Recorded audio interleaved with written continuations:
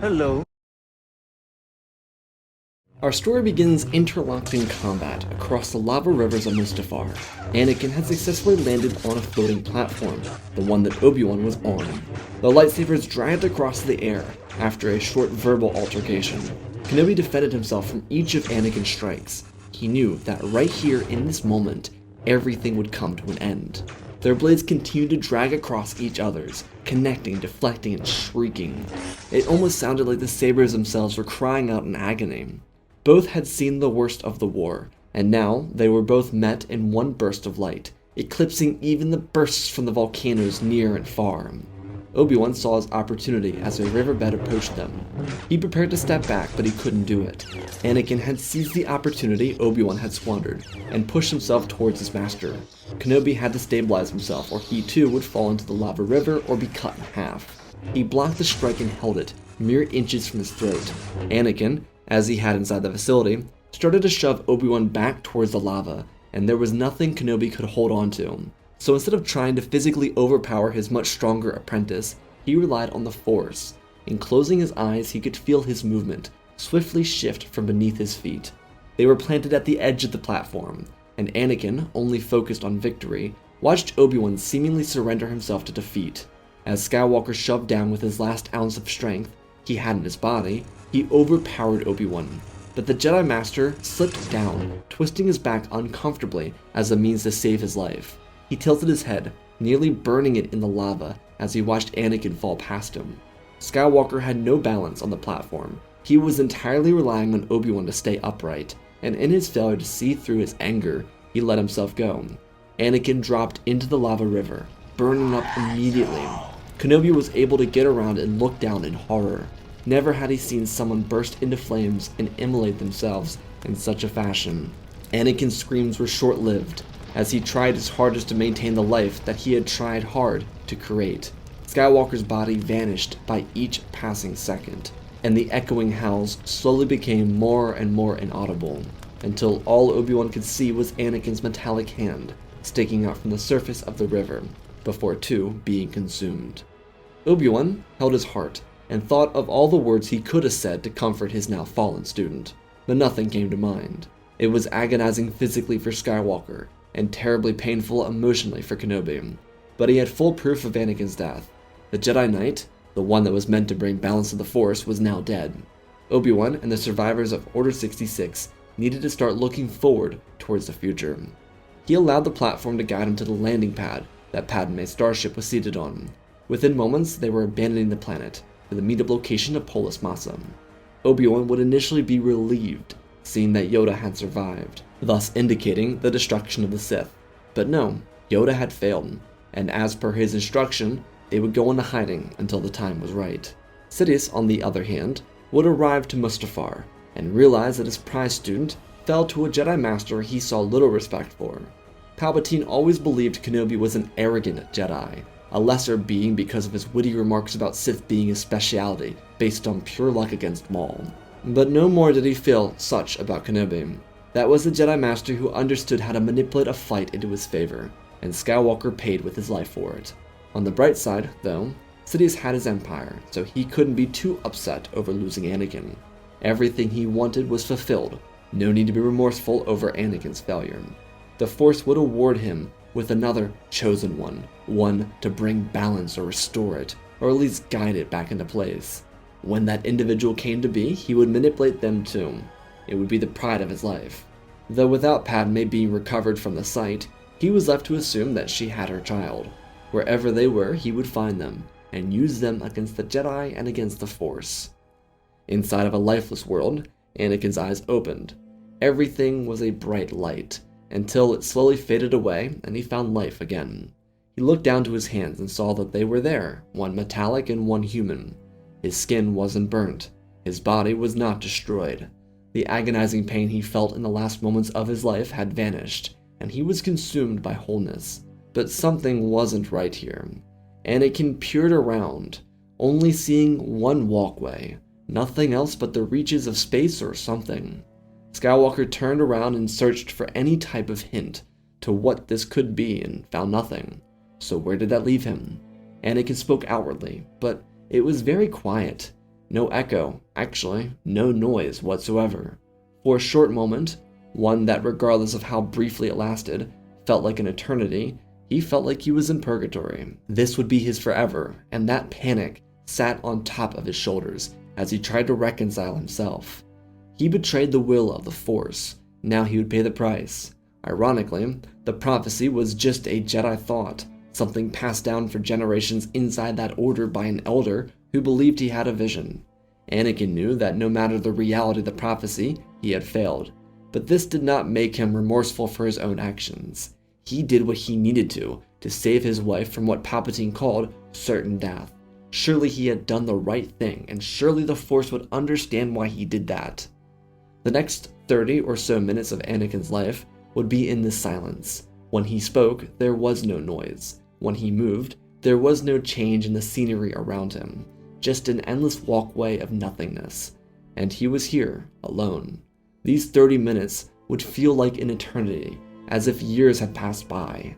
Anakin wasn't one for claustrophobia, but he felt it here.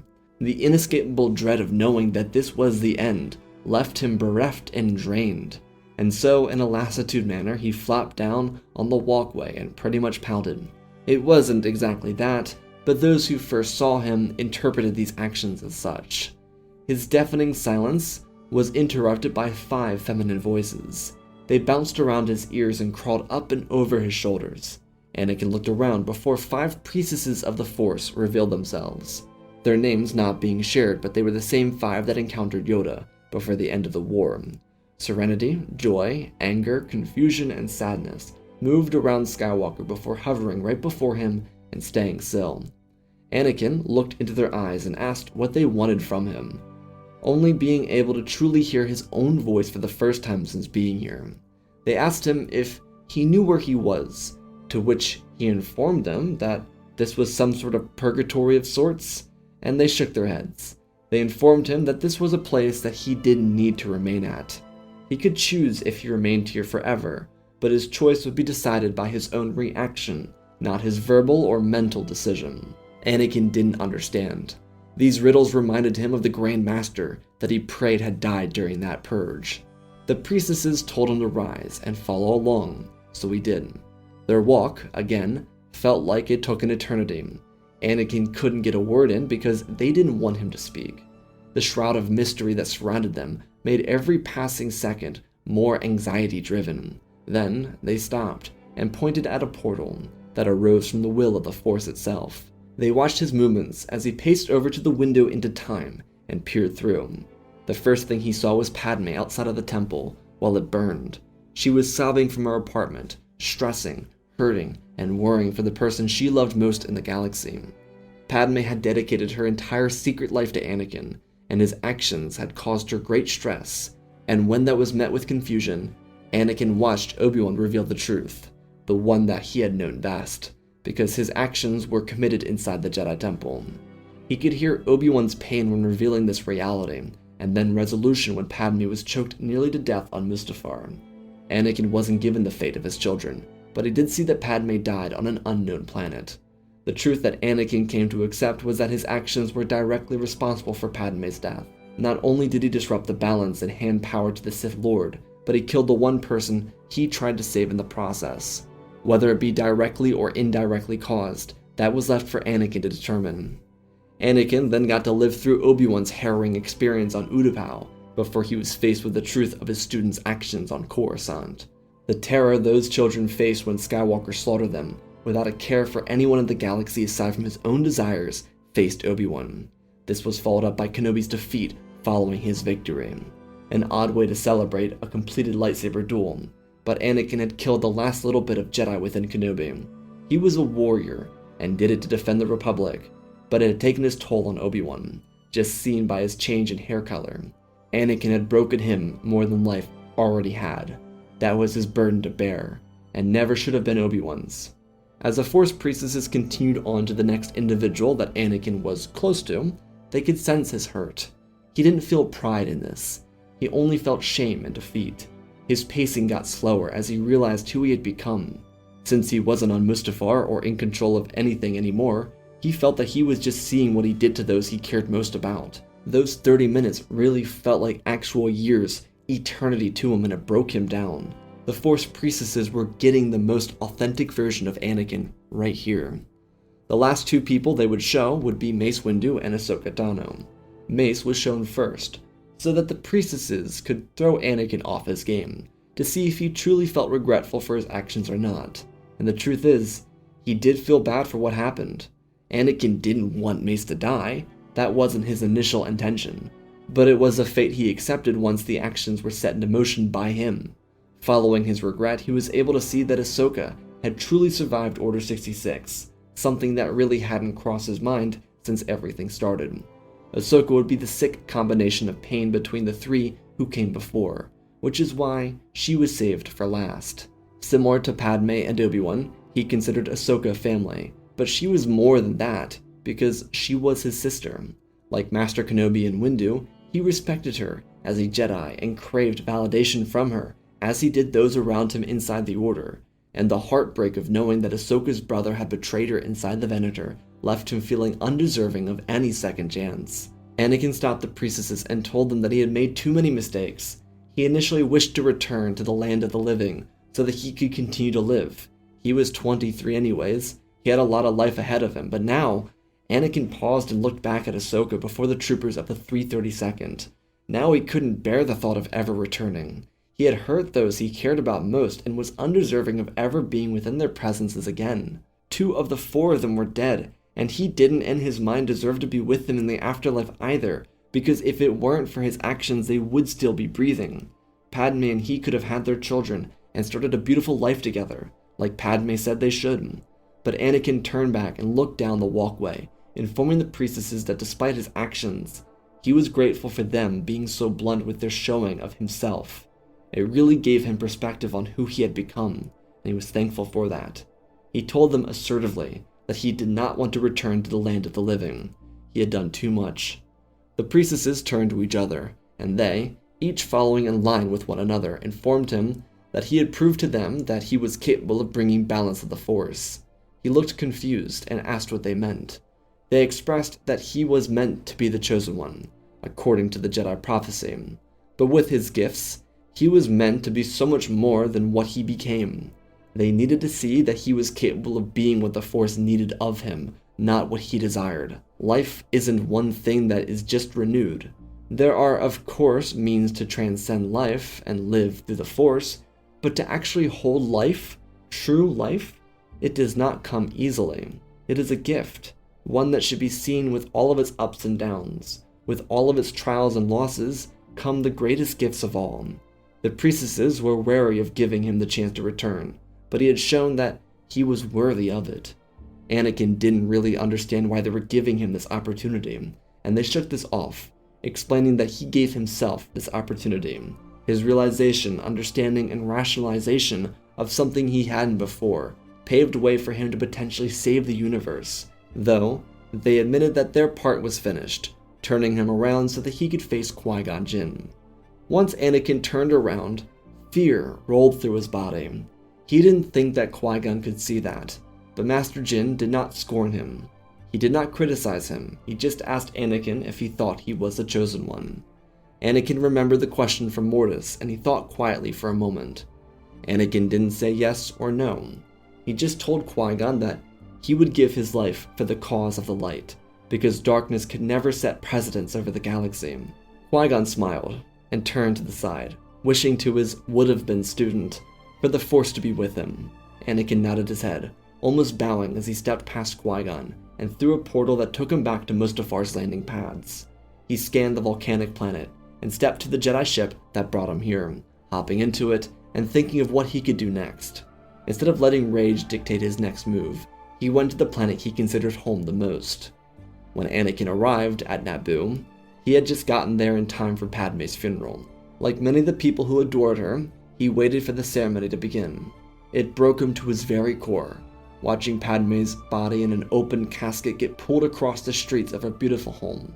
He recalled sneaking around at night, like they were a bunch of kids, when Padme showed him this pavilion. She would be laid to rest in state, before being laid in a mausoleum far from Theed city streets. The procession was grueling for Anakin to get through. watching her parents mourn over their daughter's death, because he too couldn't contain his emotions. Seeing his lifeless wife, so perfectly in peace, move past him, shredded his body, his heart, and his mind.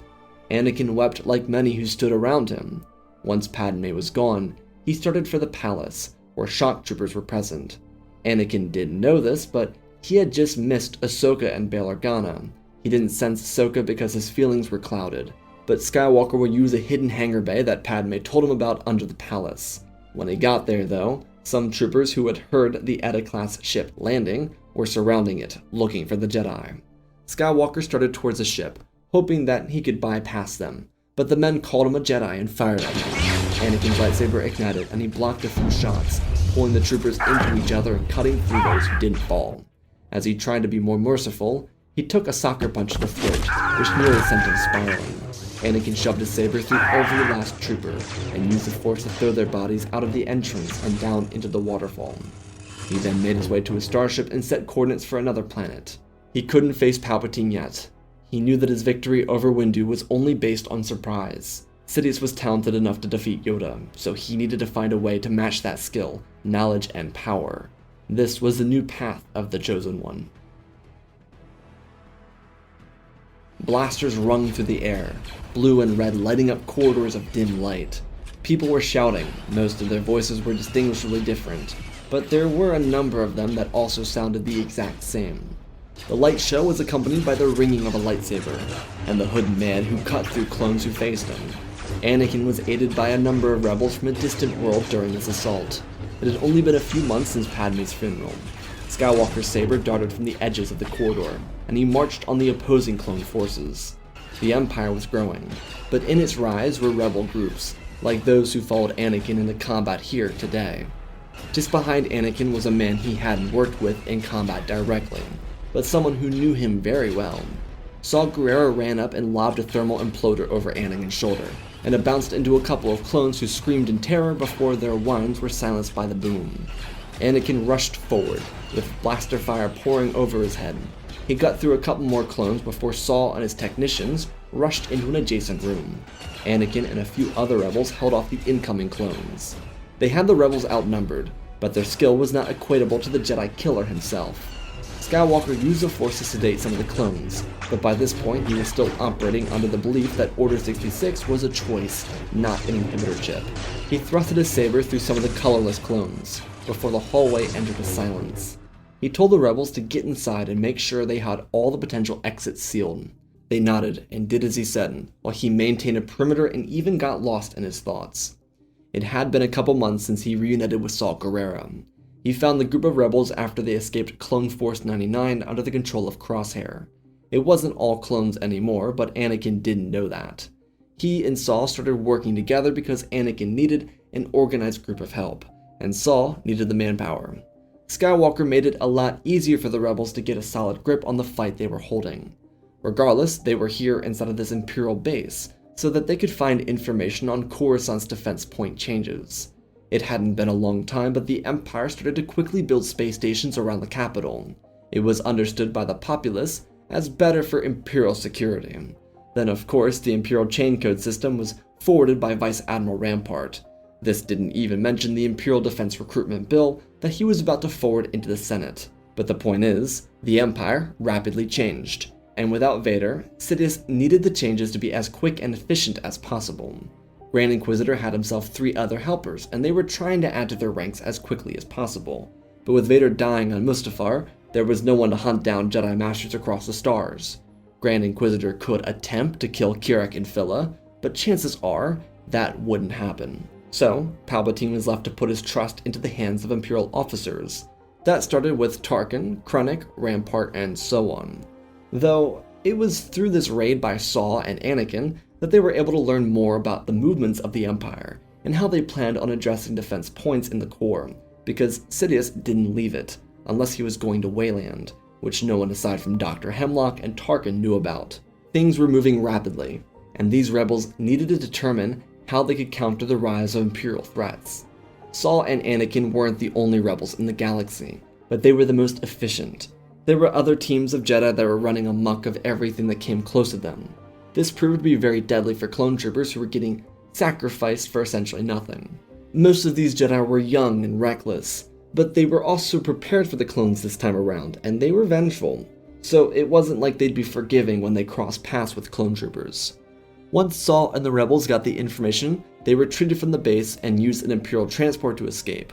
Luckily for them, they also took a second shuttle, one that didn't have the disabled tracker and was sent to another location in deep space. It was an adequate diversion, one that worked before the Imperials ever arrived with the destroyers. Anakin, in the months since his trip to Purgatory, had a lot of time to reflect on what had transpired since his fall from grace. He thought heavily about his actions, and despite him feeling disheartened by what he had done during the Purge, he was coming around to what he could change going forward. That, more than anything, was his mindset. How to change what he could control. He was incapable of fixing the past, so why live in it? This didn't make him any less regretful of what he had done, it was more of an acceptance of who he'd become. Now though, he was determined to do the right thing, but the burden of watching Palpatine grow in power was hard. This Imperial regime was unlike anything the galaxy had ever seen. They were encompassing the galaxy in martial law. They were sending out chain codes, divisions of clones were planted everywhere, and the Senate was working on behalf of the military complex that didn't need to exist because the Separatists seemingly disappeared from the galaxy. What didn't help his guilt was that Saw didn't know anything about Kenobi. Truthfully, Guerrera didn't care much for anything related to the Jedi. They were wiped out quickly and thus not useful to their cause. Saw needed warriors, not martyrs, and not to sound cruel, but he didn't have time to be picking up religious sects off the ground while trying to jumpstart his own movement. So Anakin was left without any sort of fulfillment or resolution, because Kenobi couldn't be found. This also went slightly for Yoda. Anakin didn't care as much, but he had reconsidered the words Yoda shared with him before he went to Kashyyyk, so he was sorry for what he had done to Yoda as well. Despite the semi-brooding nature brewing inside of Anakin's head, there was something else, something a lot more positive. He and Guerrera almost became like brothers. Saw was craving vengeance, and the guy who tripped in the lava while being angry had a lot of cool tips for the other guy craving vengeance. Of course, therapy wasn't what Saw needed, because it wouldn't be enough, but brotherhood was something that filled the void of losing his sister Steela. Anakin knew that she wouldn't have been down for this whole psychotic revolution thing, so their tactics became a lot less barbaric and focused more on a given task, more than acquiring as many kills as possible. Initially, this did lead to some headbutting between the two of them, some of which almost pushing Anakin to leave the rebel group, but they eventually found a point of compromise and it benefited them all, because the rebels became more successful when Saw wasn't chasing blood, and the two of them got along a lot better because of it. The tension was still present, but it wasn't something that divided anyone. Their mission would have them returning to a temporary base out on an in-between planet in the Mid-Rim. It wasn't a civilized world, just a civilized system. They used this location so they could plan their move on the core. The main goal they had was finding and killing the Emperor. He was the biggest threat. Luckily for the rebels, they had all the information they needed for him. Palpatine's schedule wasn't widespread knowledge, but it was within the hands of a couple Moffs who served him, which is what the rebels stole information from. With aid from the Moff's data, they knew that the Emperor was preparing for a ball in his honor in the next coming weeks because the Moff was invited. If they could effectively kill him, then surely the Empire would cave in on itself. They had to be vigilant in their efforts, so they quickly mapped out everything they would need to do. Chief among them was securing their ride to the capital. The new space stations built outside of Coruscant weren't all finished yet, but there was at least one that was operable, which oversaw transports coming to and from the system. If the rebels could get inside a shipping transport, they would go pretty much undetected, which would help them get to the surface and strike Palpatine down. They already knew how they planned on killing him, so they just needed a method of getting to the capital. Stuff like this really helped Anakin. It helped him a lot more than it did Saw Gerrera. Anakin found enjoyment in the prospect of pulling off an underdog victory. They were always doing that as it was, so it was just extra beneficial to be winning battles with solid strategies. Anakin worked really hard with the others in the squad when it came to preparing their attacks, because every piece needed to be properly aligned on the board of battle. If not, they could lose troopers, and while lives were always irreplaceable, they didn't have the reinforcements to lose anyone. So these efforts needed to be perfectly prepared, which is what they excelled at with Skywalker in command. When the day came for part 1 of their operation, they would use the Imperial shuttle they captured and land on a shipping vessel. It would be here where they would kill the crew on board of the ship and dispose of their bodies with the airlocks. They would also crew the ship into the port and use the passes associated with the crew to virtually scan themselves through the Coruscant defense grid. Since no one needed to visibly see the people behind the control deck, they could use their Imperial military level chain codes to get through security and get to the planet. Of course, they needed to find a spot to land the hulking ship, but they were given coordinates to go to anyways. Everything would go pretty much swimmingly for them. The rebels had very little problem landing on the supply ship and taking care of the crew. Everyone on board assumed that they were being visited by the Moff before they were killed, so no one suspected a thing until it was too late. By the time they were in hyperspace, everything was set for action. They were going to use the exact same shuttle to get out of harm's way. Their intention was to send the supply ship into the military complex on the far side of the city. If they could kill more leadership within the military, then perhaps they could further isolate the regime from the Senate, giving the senators a chance to take their power back from the Emperor. Regardless, just as they did with taking over the ship, they would easily pass through security and go to the atmosphere of the planet. This was rewarding for them, because it meant that no one suspected a thing, and how could they? These rebel threats were never that large. Hell, even the Moff assumed that they just stole credits from him, because that's all that was missing from his databank. The data they took wasn't removed from the drive. So to the Imperial officers, it just looked like a bank robbery, but with the Imperial military. No reason to be fearful of that. The rebels quickly removed themselves from the supply vessel as they sent it, with its engines burning, towards the military complex. This would be a slow burn, so hopefully they could get rid of the Emperor, then the complex, and finally leave the system with the shuttle they stole from the Moff without anyone suspecting a thing. As they breached the atmosphere, they allowed the autopilot to guide the supply ship away from them. They then jettisoned inside the Moff's shuttle and moved towards the senatorial district where Palpatine's little party was being hosted. Now, Sidious wasn't one for partying, but he couldn't help but rejoice in the work of the Empire. This was a celebration of his biggest donors, when he was still Chancellor. He thought that by awarding more oligarchs, he could maintain peace with the underlings who relied on products, and so forth from these wealthy people. It was just a little thank you for everything they helped him achieve, even though Sidious would much rather play with alchemy. This is something that a lot of officers like Tarkin weren't involved with. With guests starting to arrive at the luxurious penthouse suite, the rebels rushed into the same building, using the underground, which is where they parked their vessel. Anakin and Saul led the way, using blueprints of the building that were picked up by an individual who had worked construction in the district. She was a construction manager and ferociously organized, which is why she was able to contribute these blueprints to the rebels. As they worked under the actual ballroom floor, they could all hear the music swell. Saul and his rebels quickly planted bombs everywhere, while Anakin kept an eye out for the Emperor. Anakin had warned them of the power that Sidious had, which is why he didn't want to be too cocky with their operation. To him, it was very important to make sure they finished the job. Palpatine was far too dangerous to be kept alive. They couldn't mess this up. Eventually, within the coming 10 minutes, the Emperor would step up to the podium. Instead of donning all black garments, he wore something a little more flashy. A red garment lined his black robes, promoting his pull to darkness, but impressing all the oligarchs gathered in the flesh. These donors all applauded, as Palpatine promised them more power and more presence in the galactic market. Most of these people frequented the casino halls on Canto Bight. They were wealthy and they were war dogs, which is why they supported Palpatine's vitriol towards the Separatist regime prior to and during the Clone Wars. He spoke about the Empire's plan to grow, with the eventual implementation of the Imperial Defense Recruitment Bill proposed by Vice Admiral Rampart. They would also see an influx of credits not seen since the beginning of the Clone War, and they would all benefit because there would be no war, but products to be bought and saved for potential war. Anyways, to discuss the bill and how the donors could contribute to its success inside the Senate was Vice Admiral Rampart.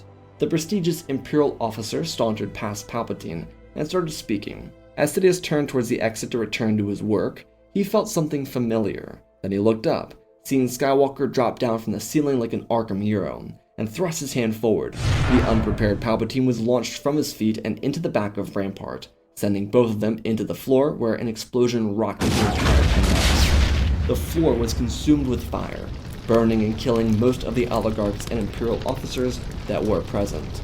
Anakin ignited his lightsaber and watched the fire engulf their bodies. He took a deep breath, scanning the debris for Sidious before a crimson lightsaber ignited, bursting out of the smoke towards Anakin. The Sith Lord was ripped to pieces. His cheekbones were exposed, his hands were shredded, and his face was burnt and torn. It was a terrifying look, but Anakin defended himself as their sabers connected. Skywalker backed away, slashing his saber to the sides of the room and spinning around. Sidious pressed harder and harder, but Anakin had been expertly training for this moment since his return. Palpatine hadn't been involved with the Inquisitors. He planned on training them when they finished recruiting. He doubled back, leaning over himself to avoid a counter made by Anakin. He reached around and their sabers collided, shrieking in the center of the room, the sound of their sabers covering the sound of the few survivors of the blast. Saul and his rebels would deal with them immediately. Same goes for the royal guards who were mortally wounded in the attack. Palpatine launched Anakin backwards, and he used his metallic hand to grip a metal pole from the base of the structure of the building that was exposed in the blast. He then ripped the hot rod from his position and slashed Palpatine across the face, before releasing the pole and pressing him harder. He lifted Sidious from his feet and shoved him into a wall before quickly defending himself and grabbing Palpatine by the throat and pulling it apart with his metallic hand. It was a disgusting show of force, and only Guerrera saw Skywalker's rage. This wasn't a darkness. Anakin did this all within the light, but he felt that Palpatine was directly responsible for his own fall to darkness. He committed to it, but he was pushed by a madman. Sidious kept swinging though. He was choking out, but he continued to fight. Anakin avoided the aggressive strikes and flails, parrying what he could. The Dark Lord used all of his darkness to fuel his movements, but Anakin remained unfazed, beating the saber away from him before driving his blade into Palpatine's shoulder and shoving him into the wall and gutting him.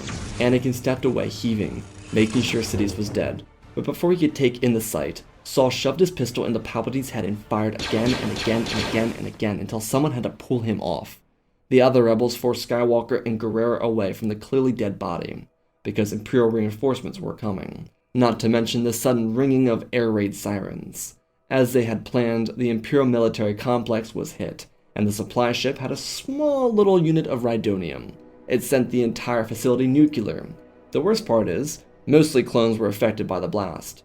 Among the thousands of clones, Imperials, and citizens killed in the blast was Commander Cody. There would be no ceremony though.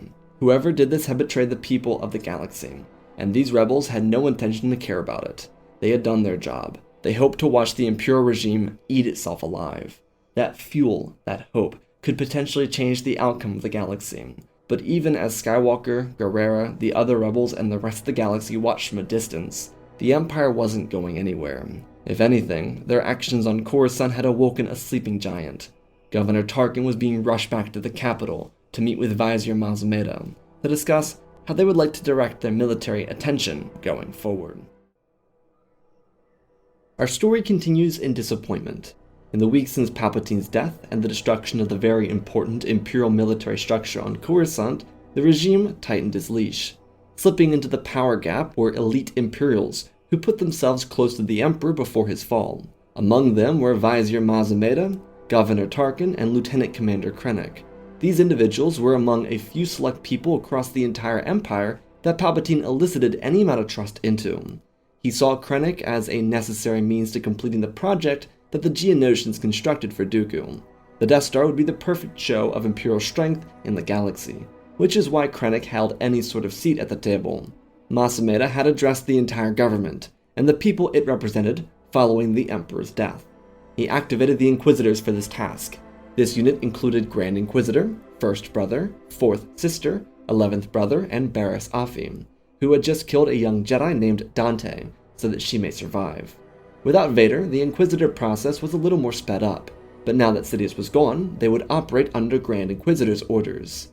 These warriors were being sent out to find the Jedi scum that killed the Emperor, because aside from the burn and explosion damage, there were lightsaber marks and the very identifiable mark on his face from a blaster shot. While the Inquisitors were a behind-the-scenes operation for the Empire, what wasn't was the mobilization of the clone army. Kamino hadn't been sunk yet, and with Admiral Rampart gone, the completion of Operation War Mantle would likely be stalled. Yet there was conclusion elsewhere for the Imperial regime. Mazameda, in a Senate session, following the bombing of Palpatine and the War Dog donors and oligarchs, requested a completion of the Imperial Defense Recruitment Bill. It was a benefit of the direct assault on imperial power, which included the Senate, regardless of how little control they actually held. The Senate, aside from rebellious members of the former delegation of 2000, quickly signed into action the recruitment bill. This would add stormtroopers to the ranks of the military, as well as a few other standard groups that weren't nearly as elite as the TK Corps. Another added benefit of Palpatine's death were the recruitment numbers that soared immediately following the attack. Young men and women, mostly of the Corps, saw that this was an attack on their way of life. They didn't see war during the engagement with the Separatists. These weren't hardened warriors. They saw this attack as one on them, and so by the end of the week, Mas Amedda and Tarkin saw millions of young adults requesting to join the military. Similar to the Commando Initiative, which required Republic commandos to train TK troopers, elite clones would be forced from their positions with their brothers to serve the interests of the future Imperial military. It was important to fill their ranks, even if these millions of teens became cannon fodder. Mas Amedda and Tarkin didn't care. Their empire was under threat, and those who swore loyalty to them were first to be expendable, because they were the easiest to manipulate. Outside of Coruscant, at another hidden base of operations on a former Separatist world, were Anakin and Saul. The location was called Desik City, and despite Saul's lament for being around battle droids, Anakin convinced him and the other rebels that traitors to the Empire, despite their varying beliefs, were allies. They could complete their own internal squabbles on the debate stage. Most importantly was their ability to counter the regime militaristically. Saul had to be understanding, which is something he was able to actually do thanks to some coaching from Anakin. At this point, Desik City could be used as an important stronghold for the time being. They knew that because of how the Empire was operating at the current moment, that militaristically, they wouldn't be too focused on the Separatists. If anything, the Imperials believed this assault came from the Corps, because the vessel that the rebels stole came from the Corps before they actually hijacked it. So they had the benefit of the Imperials sparing former Separatist planets from their wrath. This didn't mean martial law wouldn't be in effect, because it had been since the end of the previous war. Anakin and Tawny Amez spoke extensively about connecting the network. Skywalker's plan was to ferry young Jedi from the Purge away from the conflict that was to come, while also uniting other rebel cells across the galaxy. As former general of the 501st, Anakin understood that the most important key to war was unity. The Empire clearly wasn't slowing down, and they couldn't allow that to hurt their morale. Instead, they needed their men and women to know that there were others out there. The benefit of Imperial rule was how open they were with the number of Jedi insurgents that survived the Purge, because they needed to be found and killed. A few of these from the Temple survived, but overall there were just a little more than 100 Jedi in the galaxy. If they could find any number of them, then surely they could unite the rebels and fight against the Empire. Another case in point was that the Imperial troopers wouldn't have the necessary training to compete with the guerrilla tactics that the rebels would utilize during combat. However, it was Tawny who had to inform Anakin that his idealistic approach to revolution was just that. There were people who wanted it, but they only wanted it if it directly affected them. People around the galaxy were starved and the Empire had only just begun. But those with the strongest voices wouldn't act until it was too late, until their own comfort was disrupted. She admitted that his approach was necessary, and that the rebels could implement it, especially for escaping Jedi. But the dream of a rebel movement didn't exist right now. Not enough influential people had been squeezed hard enough to join. This conversation taking place before Senator Rio Chuchi stood up for the clones inside the Senate, or Confederate Senator Avi Singh ran away from Imperial control on Raxus. So there weren't influential people to help them anywhere. They were in this fight alone, and it would remain that way until tyranny pushed people too far. Anakin wasn't fond of this less-than-motivated approach to rebellion, but Tawny Amez saw the signs. She had been in the trenches, trying to unite separatists across the galaxy. The issue is, people within the Corps watched the former separatists face martial law and they didn't care. These people saw what the Empire was doing and they allowed them to turn their engines. They allowed the Empire to roll out harsher military bills and build structure around a government that needed no conflict. All at the same time, she tried bringing these other separatists. She faced more rejection than had been seen prior to the Clone War. There was a broken heart lurking in the soul of the galaxy, and it needed to be lifted. One act was enough, but freedom is a cost, one that comes with a collective. Anakin rejected her stances, believing that hope could ignite the fire, but she despite being on his side, knew that more needed to come. This left the briefing inside the command room feeling dull. Tawny did say, though, if they wanted to crush the Empire, they needed to do more than just target a couple of aristocrats sitting at a Coruscant penthouse in the senatorial district.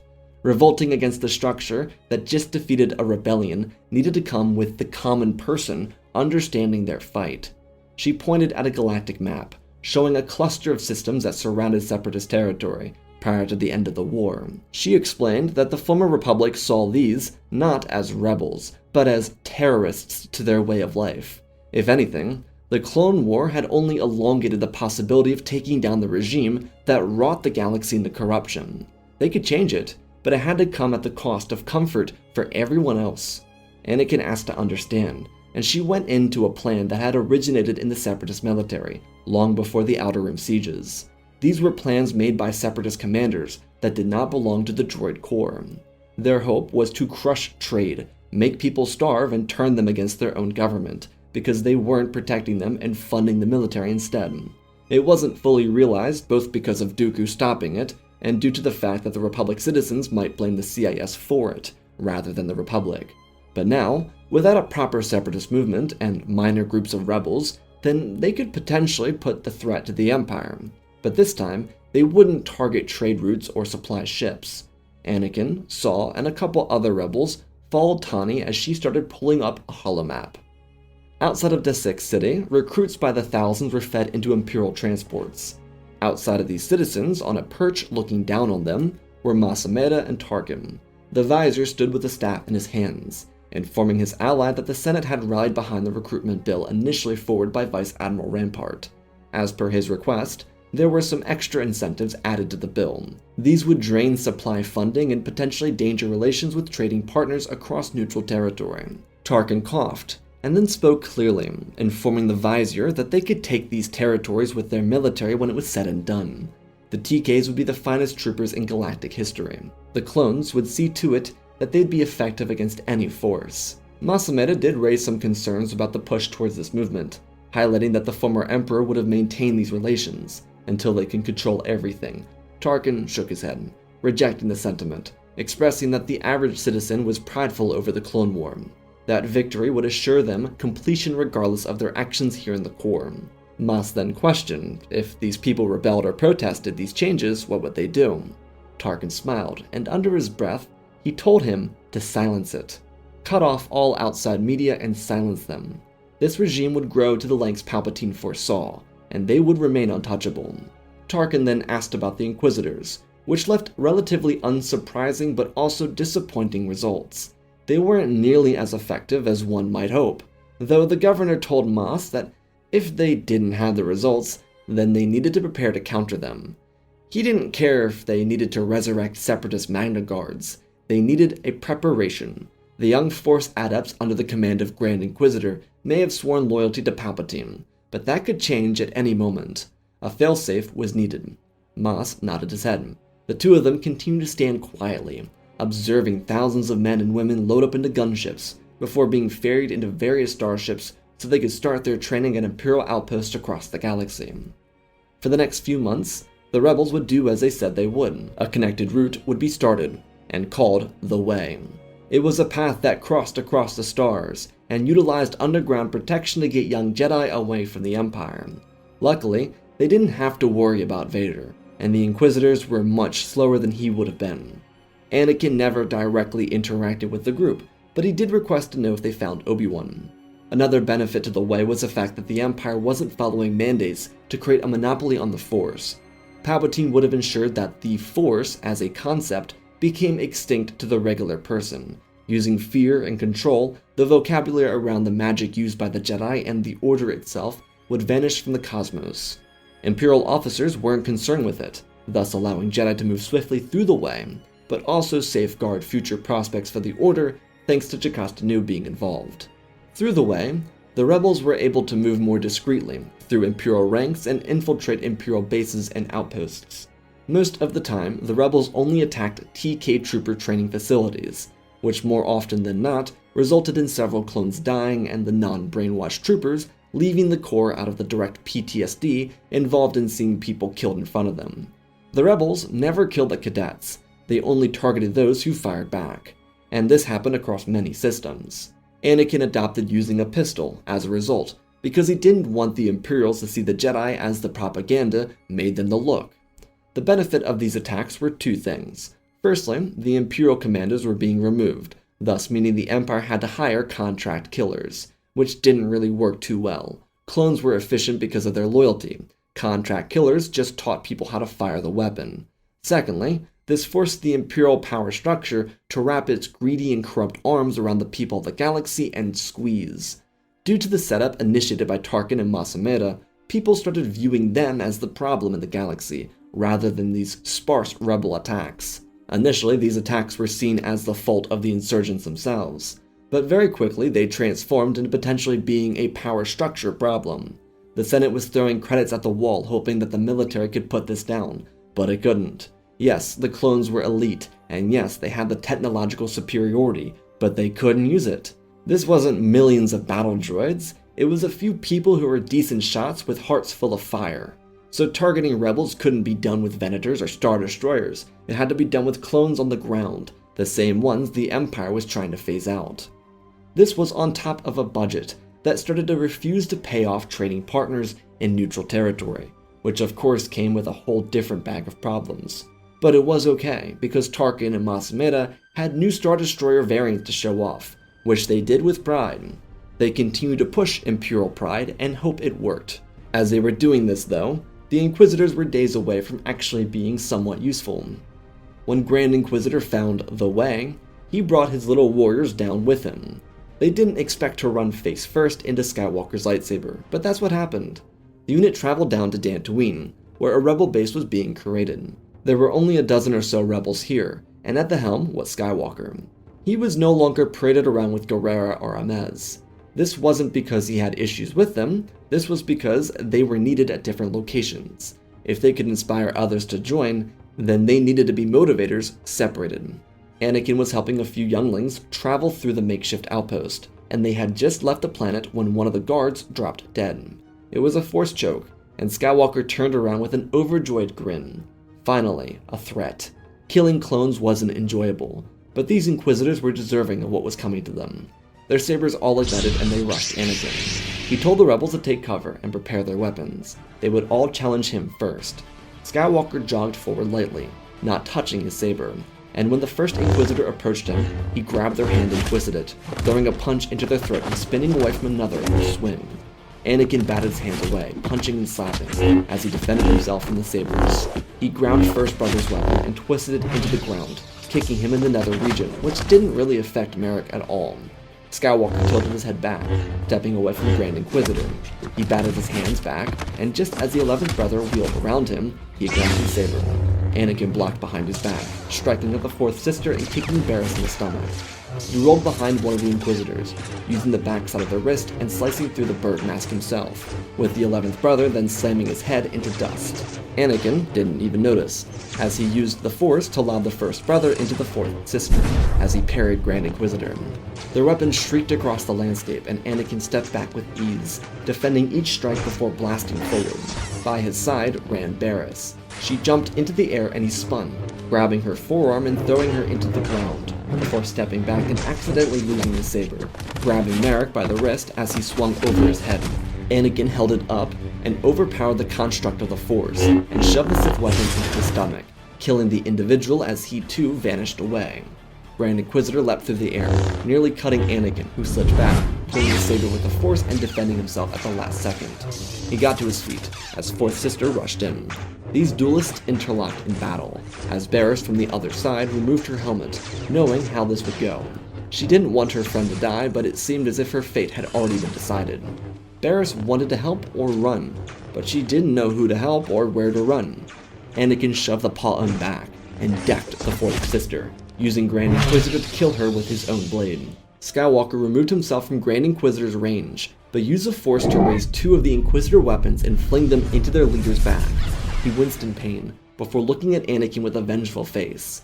Skywalker dragged his own saber against his body, watching him fall to the ground. He then looked over to Barriss, who was still somehow alive. Anakin pointed his saber at her, thinking back to the temple bombing and Ahsoka's departure.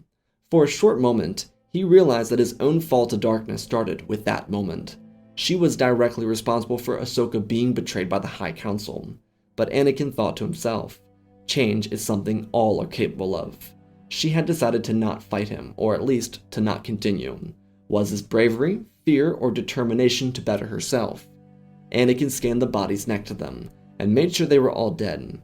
He was a little confused how the bird mask was left without a head, and the other brother vanished into thin air, but whatever.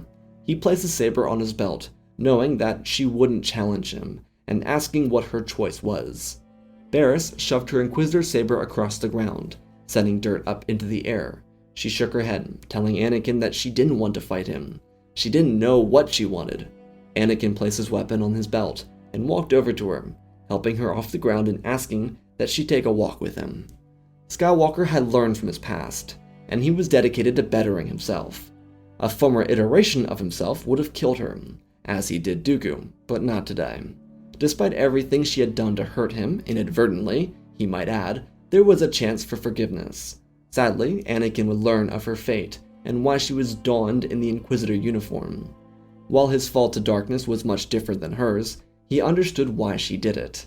They both did it out of some sort of degree based around survival. He did it for Padme's, and Barriss did it for her own. It may have not been the right thing, but in the moment it was the only thing. Afi didn't wish to serve the Imperial regime. She had been with the Inquisitors as they slaughtered local populations for lying about Jedi. Barriss was relieved that she now felt free. She and Anakin were only a year difference in age away from each other, and Barriss told Anakin that she would like the honor of serving with his group of rebels. She explained that Master Luminara had taught her the method of Force Heal, and she could be a guide for those who needed it. Anakin, having learned a little of Force Heal since the Purge, asked if that was safe for her. Barriss didn't care, admitting that it would likely age her significantly, because in the process of healing, she would be giving over a piece of herself, one that could never be regained. But that, in her opinion, wouldn't be enough to make amends for her mistakes. She hoped that she could be inspiration for others to see the path. Anakin understood, welcoming her into this new home. They may have had their own issues to iron out, but he was here for her, and she for him.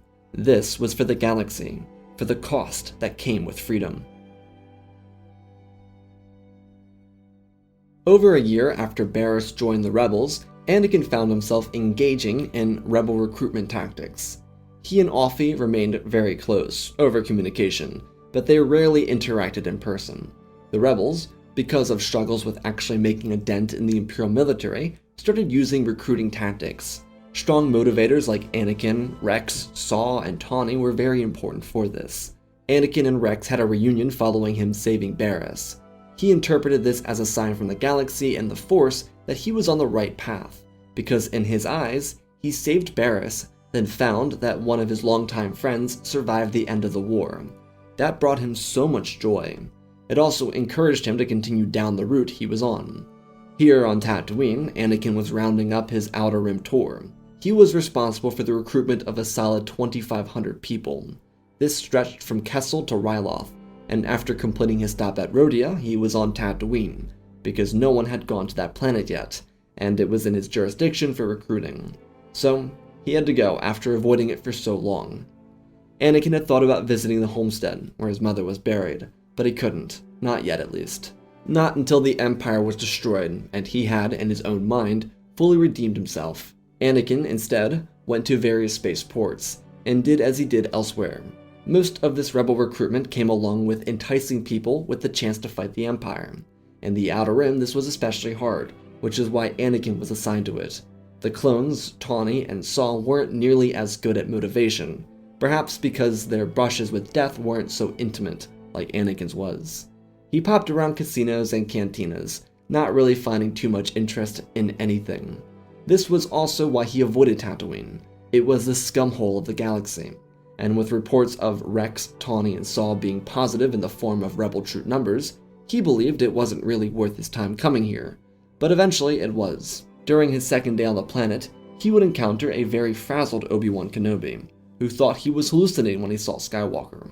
Obi Wan had just buried his lightsaber, so he was defenseless. Luckily for him, his former apprentice wasn't trying to kill him this time. Instead of getting into a fight or engagement, they would sit down in a cantina, one that Obi Wan worked at, as a server, and they would talk. Anakin would get to hear Obi Wan's full story, instead of just see it. That was perhaps the most hurt he could ever feel. Because he knew the story, he had seen it with his own eyes, but actually hearing Obi Wan tell him with a broken heart and changing voice hurt him unlike anything else ever had. Their talk would go on for hours, leaving Kenobi to ask about Anakin and how he returned. The story was confusing and hard to hear, but the will of the Force had dictated it as such. And Anakin had actually transformed himself into a better person. He was glowing more than he had before Obi Wan left for Utapau, and thus, the wrinkles and time that Obi Wan had paid on Tatooine had almost been for nothing.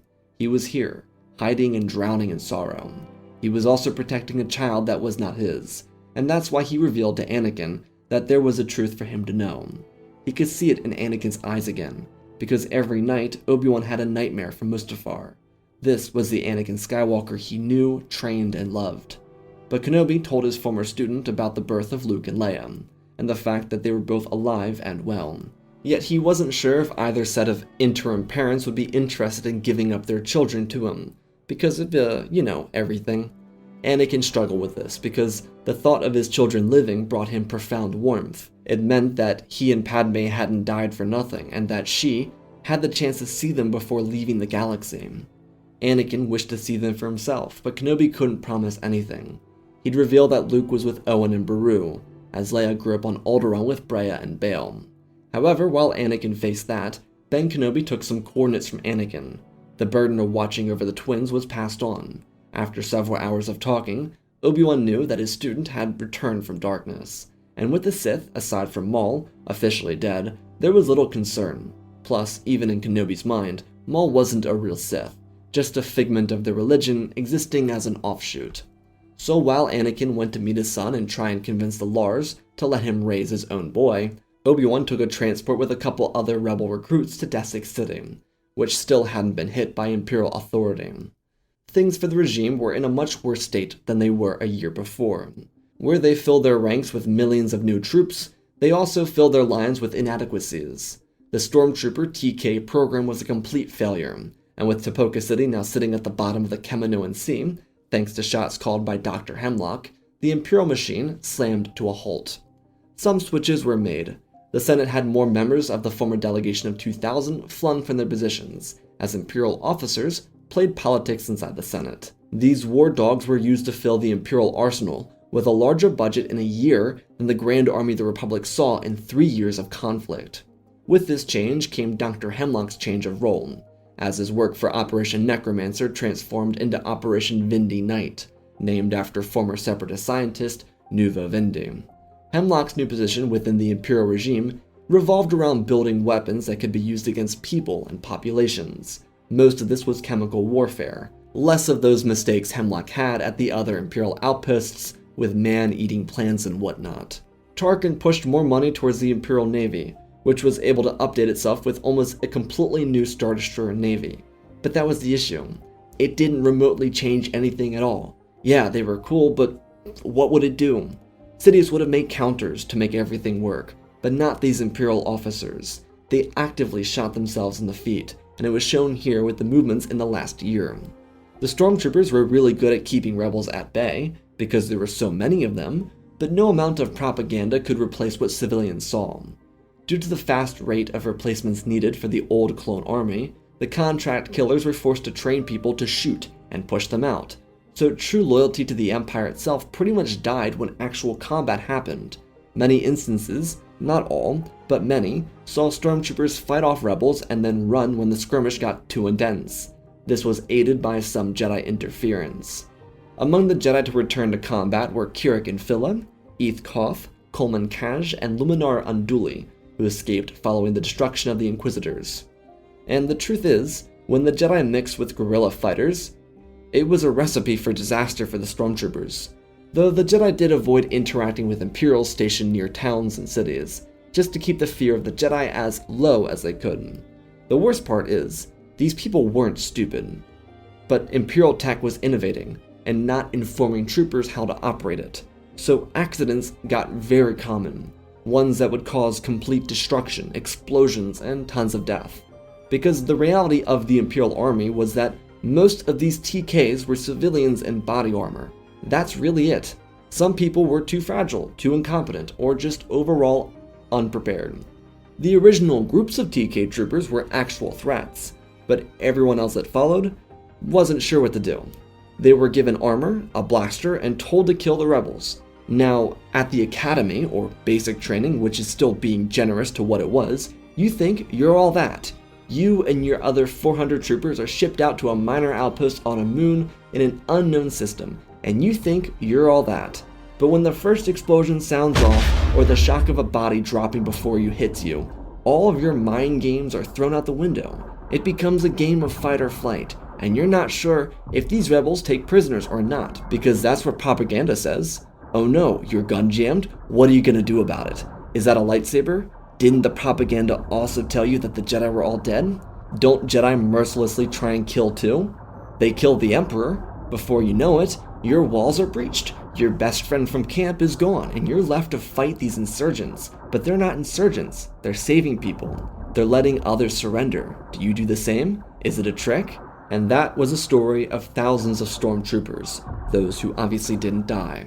But the disconnect between the officers and the grunts was so large that those with power to make a change didn't know that it had to be made. All they knew is that they were sending thousands of troops at groups of a couple dozen rebels and kinda winning. Every counter had them retaking their own outposts, only for some bomb to detonate or whatnot. The chaos within Imperial ranks couldn't be understated, and the continuous message to those with power was keep throwing money at it. This wasn't to say Tarkin was incredibly stupid, but he didn't believe that the rebels were capable of reaching the core, so it didn't matter to him. He was all steam ahead on the Death Star project, and that's what mattered to him most. Masameda held the courts and Senate down, and there was no one else to challenge their collective rule, so power got to their head. In rebel lines at the debriefing at Desik City, Anakin, Rex, Tawny, and Saul spoke to each other about their growing movement. They were still without an official navy, but according to strategists, it was time to stop. Saul Guerrero was pushing for heavier action and more attacks, but Anakin, Rex, and Tawny all had to come to the conclusion that they shouldn't do it. Their rationale was incredibly valid. Rebel spies across the network heard that the TKs were starting to learn that their recruitment to the military wasn't for anything but to inflate numbers. Their purpose wasn't for the grand protection of the Empire, but for squabbling inside the Senate. Of course, they were going to protect the regime, but at this point, they were being thrown out until Imperial officers would come up with an actual counter. See, with a number of Jedi raids on Imperial personnel-only outposts and Rebel raids near towns and cities, the TKs were starting to see that their purpose was temporary. They were losing, but the machine was pumping out bigger products, which is weird because the troopers weren't making a whole lot of money either. Their loyalty wasn't rewarded personally. It was quote-unquote rewarded through prideful accomplishments that they did not achieve, like, ooh, a new Star Destroyer, a new space station. They weren't building them, they were dying in the trenches. But to go on top of that, Rebel strategists also noted that the population was starting to react. Now, a solid percentage of the Empire could self-sustain, but with fledgling trade relations and prices increasing, all resulting in pressure on the populace, tension grew. On top of that, many families were losing children to Rebel assaults. These weren't all deaths, but MIAs were a big trend that started to rise, and it did affect some influential families who joined after the attack on Palpatine. With the martial law infecting former Separatist worlds, nearly 2 years after the Clone War, and even neighboring systems seeing the revolting nature of Imperial rule, revolution started to build. But what truly united the Empire against itself were the TKs. These troopers, similar to prisoners on Narkina 5, noted that they were being silenced. Troopers were being killed by Hemlock experiments to keep things quiet. Everything they were being told wasn't the truth. Every one battle was actually a base wiped off the map, and more people slaughtered by the machine itself. Because rebels left them alive, Imperials killed them. But no matter how many bandages the regime put onto their bleeding wounds, eventually news would trickle through, and it would be devastating. To add to that, finally, the rebels couldn't attack because at this crucial juncture, they needed the Empire to be made out to be the bad guy. If they allowed the regime to place blame on their movement, then everything they sacrificed over the last 2 years would vanish.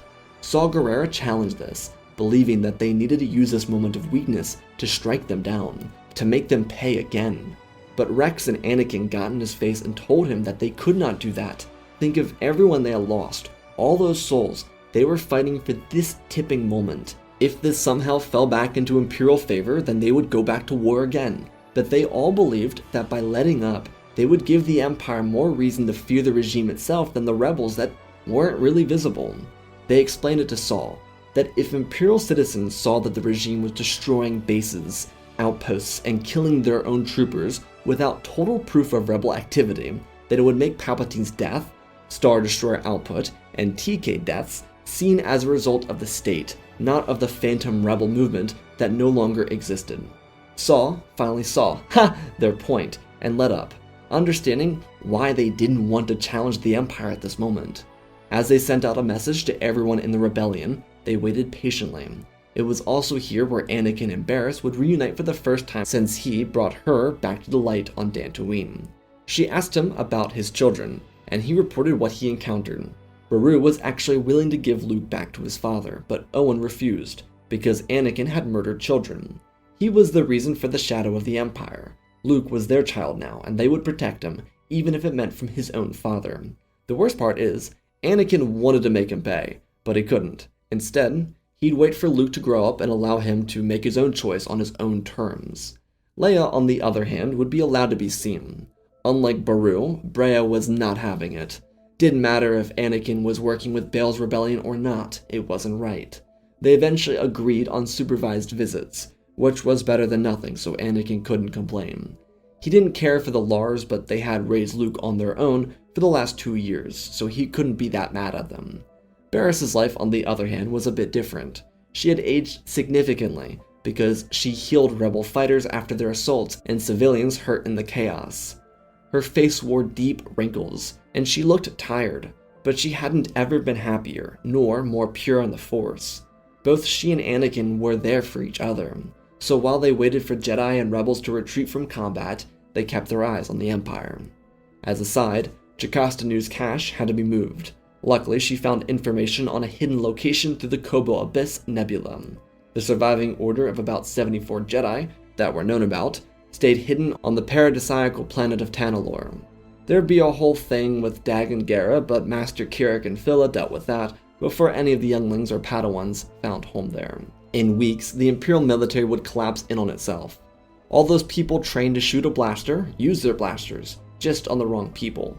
Contract killers and Imperial commandos were the first to go.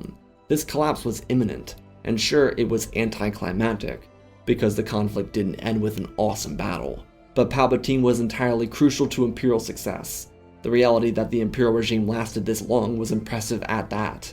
They never should have made it this far without their Emperor.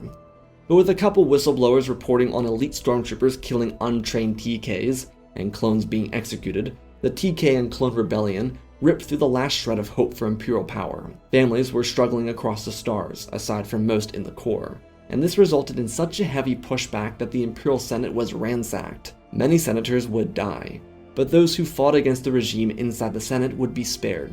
Masameda, Tarkin, and a number of other Imperial officers would face the guillotine in front of the masses, and it would be celebrated. The cheers would echo around the galaxy, as former separatist senators and representatives rose from the shadows to try and influence any sense into Imperial politics. Neutral systems seized control over trade, and as the galactic market started to plummet, it was saved by people who actually cared about their fellow people. The rebels weren't really involved from here on out.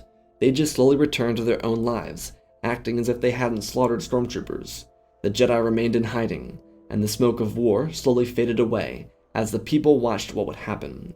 Tawny was one of many rebel leaders who made a push for galactic power, and she would make a name for herself within the Senate as a surprising face, but one of many new ones.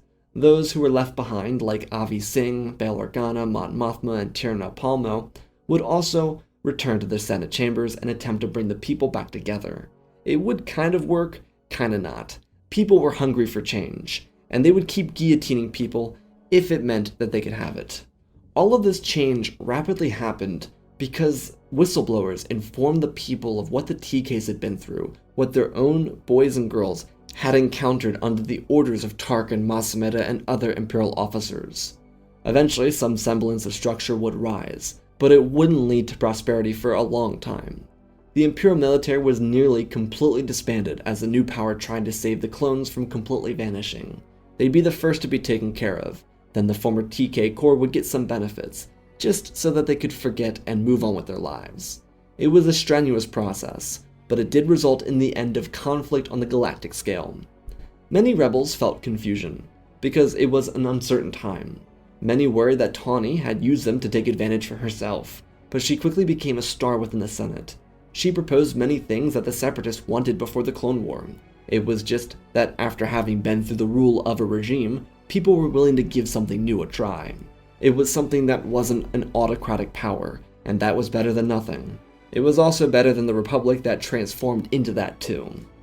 Outside of the gradually changing Empire, Anakin found his own peace. Spending time with Leia was one of his favorite activities, something that would translate to Luke very quickly, because Anakin could ask Owen if he could protect Luke like he did Luke's grandmother. "Yeah, take that, you bastard, didn't think of that, did ya?" Anakin really liked that comeback because his mom was killed because Owen couldn't protect her, and so, could he protect Luke? It was petty, yeah, but it let him visit his own son with less restrictions than were present with Leia, for the first couple months at least, so it all worked out. Yoda and Obi Wan would move to Tanalorr, where the Jedi would thrive in secrecy for centuries. This would be the beginning of a new change for their movement. Tanalorr and Master Kirak and Phila would help guide the Jedi to connecting back to the Force and their truest selves, something that Yoda would see and thus transferring the role of Grand Master to Master Infilla and Jocasta Nu. They were deserving, not he, and he knew that now. The change that faced the Jedi would be what they needed, and it would make them stronger than ever before. Anakin would not join the Order. Instead, he would help people around the galaxy. A missionary was too religious of a term, but he would speak about transforming lives. His gift would be his own encounter with death, and his words would help people far and wide. Perhaps to best describe it was motivational speaker. All he knew is that he loved it. Anakin, Ahsoka, and Rex got to reunite, and even Ahsoka and Barriss would have their own reunion, something that would really be quite beautiful in the end. Skywalker would be there for his children, and share a truly blended family with the Organas and the Lars. While it wasn't the way he would have wanted it, he was recognized by both Luke and Leia to be their actual father. He wouldn't ever move on from Padme, and it would be his choice, after healing over her loss, to remain on his own. Didn't mean he didn't have fun up top, but I mean, come on, this was a pretty good life. And it was one he lived to the fullest, watching his friends around the galaxy reconnect with their truest selves, and change the world for those around them. And that, my friends, is a story. Again, special thanks to the patrons: Brandon Wells, Ozpin, Angel Dust, Alexandra Reese, The Beginning and End, Jack Silver, Prismatic Warlock Master, Lyndall Asher, Smoobs, There Are Cars, Darth Vitiate, Seju Jagger, Groot 36, Hunter Belden, Rosebird, General Alexander, Robin Roberts, Blackie Chan, Django Fett Clone, Nick 5098, Ben Ingram, The Big Red Pura, Mark, Diamond Constant, Darth Nemesis, Lord Tibbs, CC2024, Galvin Gaming, Tristan, Mandalore, Sir William 1767, Darth Revan, Granddaddy Bane, Laliant, Sky Guy, Penguin, Cullen Rooney, Shark Midori, RJ38, Nick, Michael Erlanger, The Last Jedi, Apollo Weewo 670, Annika Stink Runner, CT7567, Toaster Oven, Oz of Oz, Darth Knox, The Eternal Padawan, Joshua Tem, Johnny DeGuin, Sansa Skeleton, Jedi Sloth, Mr. Yeet Gamer, Lord Calic, Youngling Slayer 66, Mammoth Studios, Anakin 003, Lord Draken, Ford's Legacy Star Wars, Erebus, Rex the Wolf, The Man of Three First Names, Darkseid 46, Baron Joshua, and Lord Deadwing. For supporting the channel, smash that like button. Let's talk about this story. A lot of the influence for the story, especially part 2, is a lot of Andor-esque storytelling. Since Andor's coming out, had a lot of inspiration for it, so I was like, let's go back into watching Andor, and that's what I kind of did. And so a lot of inspiration for the story comes from Andor, especially in part 2.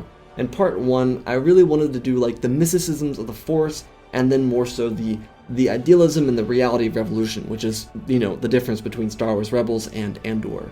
I very intentionally made the war kind of come to a conclusion very abruptly, very anticlimactic. I think it would be really devastating for Imperials to go through what they went through with the Clone Wars, and then see their Emperor die, and then see the Imperial military kind of expand and nothing else do that for the year and a half after Palpatine's death.